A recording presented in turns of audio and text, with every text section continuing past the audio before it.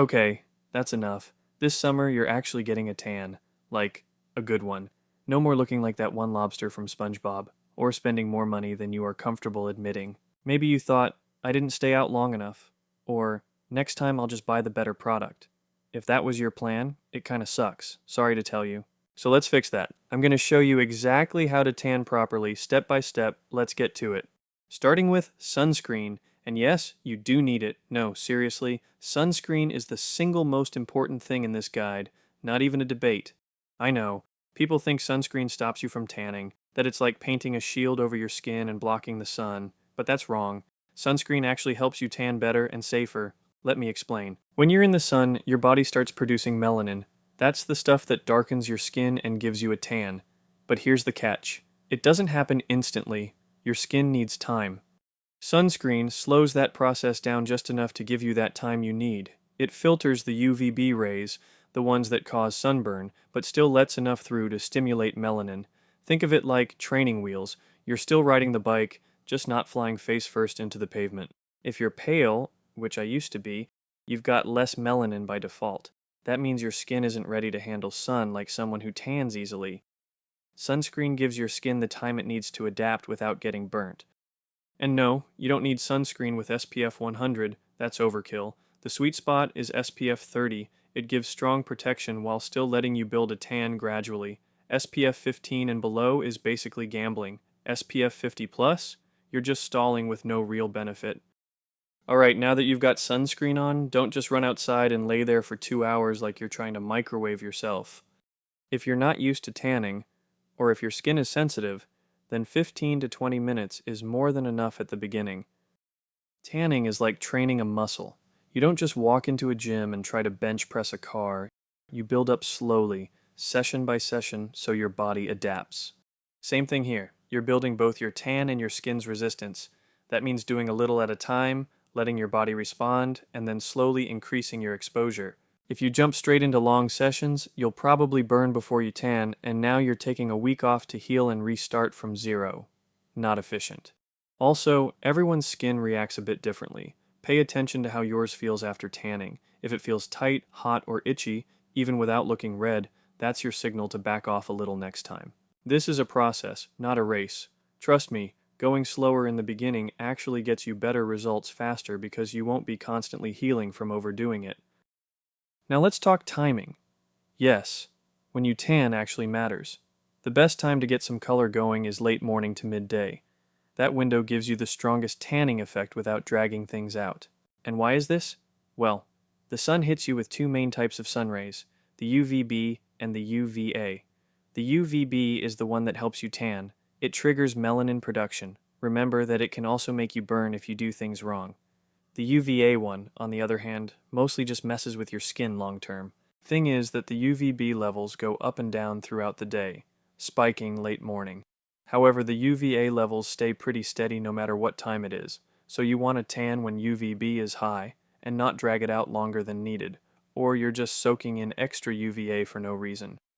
If you go out too early, you're getting sun rays, sure, but not the kind that helps you tan much. And if you go out too late, you are just getting the kind of sun rays that we are not interested in. Either of those two just are not efficient for what we want. One last thing, UV intensity also depends on your location. If you're somewhere with strong sun, like southern US or southern Europe, the UVB spike hits harder. In places with weaker sun, you might have to stay out a bit longer, but still stick to the same time window if you can. Alright, so you've got your sunscreen and you're hitting that late morning window. Now you might be thinking, should I be tanning every day to speed things up? Don't do that. Tanning too often just keeps hitting your skin while it's still recovering, which means more damage and less long-term progress. Think of it like going to the gym. You don't lift the same muscle 5 days in a row. That's how you injure yourself, or build fatigue. Same logic here. The rest days are when the tan develops. Best move? Tan every other day or around 3 to 4 sessions a week. That gives your skin time to calm down and lock in the color without constantly playing defense. So yeah, don't overdo it. Tanning takes patience. Pushing it only sets you back. Here's something a lot of people skip, and it shows. And that is moisturizer. Moisturizing after sun exposure isn't just skincare fluff. It's how you stop your skin from turning into a flaky mess. When your skin is dry, it peels, and when it peels, your tan peels with it. Hydrated skin holds color longer. It stays elastic, heals better, and doesn't go patchy. All you really need is a moisturizer that doesn't leave your skin feeling tight or squeaky. If you want to go with a classic, use aloe vera gel, especially if you've had a little too much sun. It cools the skin and helps calm things down, even if you're not visibly burned. Also, don't just moisturize once. Do it every time you tan, and maybe even before bed if your skin still feels dry. This part really does affect how long your tan lasts. Think of it like sealing the job. One last note. Avoid moisturizers with alcohol in them. They feel cool at first, but they actually dry you out more. If you've ever wondered why some people's tans just disappear after a few days, this is usually why. Don't skip it. Alright, now let's talk about something sneaky. Water. Whether it's the pool, the beach, or just sweating, water changes everything when it comes to tanning. Here's the thing. Water reflects sunlight. That means when you're near it, or in it, you're getting hit with rays from above and below. So yeah, you can tan faster near water, but you can also burn twice as fast. You might think, well, I'm wearing sunscreen, I should be good, right? Sort of. But if you're swimming or sweating, your sunscreen wears off way faster than you think. Even if it says water resistant on the label, that doesn't mean permanent protection. It just means it holds up a bit better, but not forever. Sunscreen breaks down in water and needs to be reapplied often.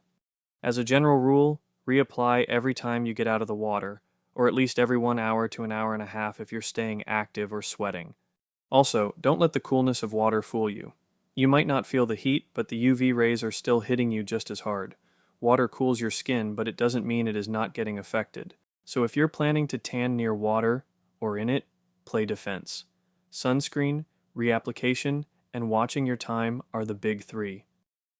Let's move on to something most people overlook, what you're wearing while you tan. Yes, your clothes, they matter more than you think. If your goal is an even, solid tan, the less clothing the better. Obvious but worth saying. More skin exposed equals more surface to tan. That's just math. But if you're not going full beach mode and you're wearing something, pay attention to the color. Light-colored fabrics reflect sunlight, which can help give a bit of a glow to nearby skin. Dark colors, on the other hand, absorb more heat and light. They tend to block tanning. Now, this can actually work to your advantage. If you want to intentionally get tan lines, like a crop top outline or a clean tank shape, then use darker clothing in the areas where you don't want color. That's how some people pull off those clean-looking tan designs. It was never luck, they planned it. Also, fabrics vary. Thinner or sheer materials might look like they're covering skin, but UV can still pass through them. So just because you're wearing something doesn't mean you're fully covered. The idea here is that your clothes are either helping or getting in the way, whether that is what you want or not. Might as well use them smartly depending on what you want for your tan. Quick thing, this video is not medical advice. I'm not your dermatologist. I'm just some guy online who figured out how to get a cool tan. Use your brain and talk to a professional if you need to. Don't sue me if you fall asleep on a towel and wake up crispy. Also, if you've liked the video so far, throw me a like and a sub. I'm not forcing you, just saying. And hey, if you don't like it, there's a dislike button too. Now continuing with the video, let's talk about one of the easiest ways to mess up a perfectly good tan, which is falling asleep outside. I get it. You're lying there, it's warm, maybe there's a breeze, and you feel amazing. But your skin doesn't care how relaxed you are. If you stay in one position too long, you're just slowly overcooking yourself.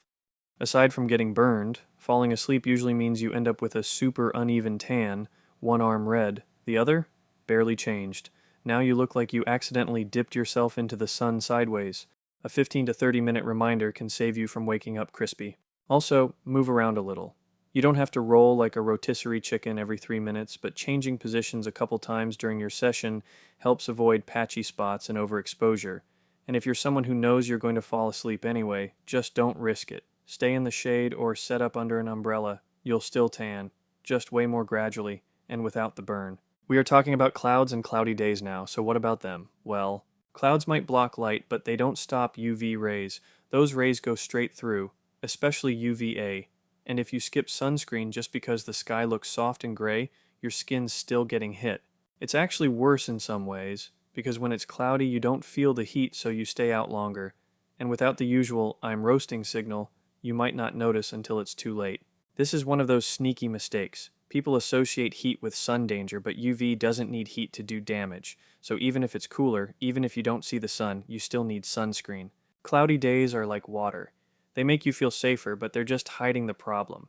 The comfort tricks your brain. Your skin still takes the hit.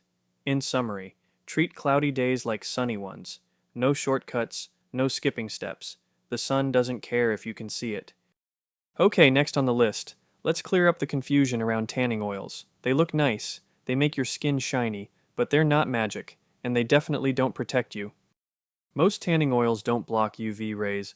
They can actually make things worse by intensifying the sunlight on your skin, kind of like cooking oil on a frying pan. If you're going to use oil, you still need sunscreen underneath it.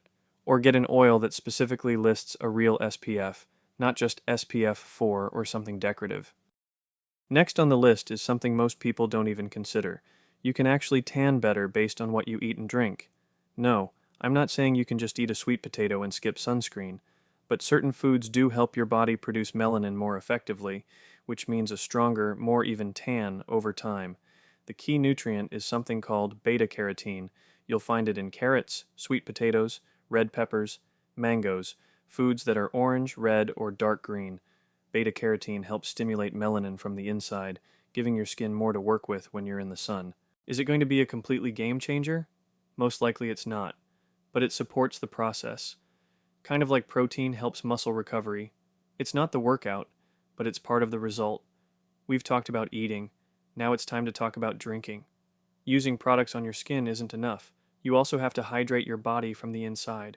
The more hydrated you are, the more elastic your skin stays. That means less peeling, fewer weird patches, and a smoother look overall. So if you want an easy one, just eat a few of those tan-friendly foods and keep sipping water throughout the day.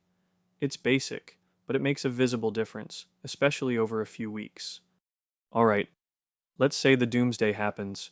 You stayed out too long or skipped reapplying sunscreen and now your skin feels off. If it stings, feels hot to the touch, or looks even a little pink, stop for the day. The worst thing you can do is push through and tan again the next day. You'll just slow your recovery and probably lose the color anyway once it starts peeling. Even if you're not visibly burned, your skin holds heat hours after being outside. Stay out of the sun for a day or two and focus on cooling your skin down. The fastest way for this would be cold showers. It brings the temperature of your skin back down and gives immediate relief, especially right after sun exposure. Something else that could help is aloe vera gel. The real kind is best, but bottled works too as long as it's alcohol-free, as we said previously in the video. Alcohol-based products dry your skin, and that's the opposite of what you want right now.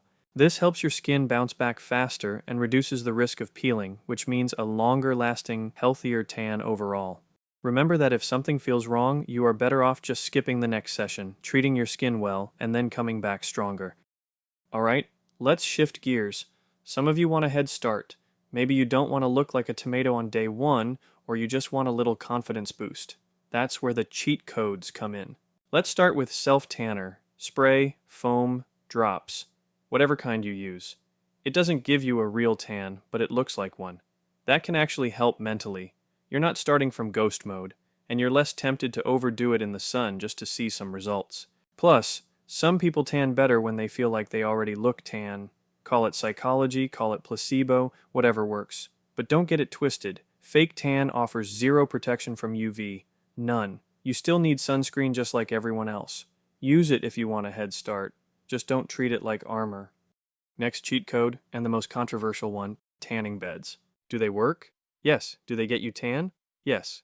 But there's a trade-off. Tanning beds blast you with mostly UVA rays, the kind that ages your skin faster.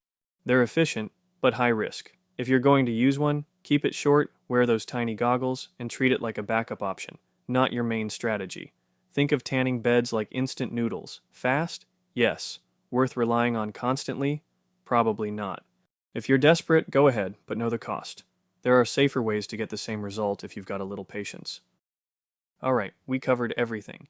You've got the basics, the advanced stuff, and even the cheats. If you follow this guide, take your time and let your skin do its thing, you'll get a solid tan that actually lasts, without burning, flaking, or wasting money. Anyways, check out the next video. You probably need it. Probably. If this helped you, throw me a like or a sub.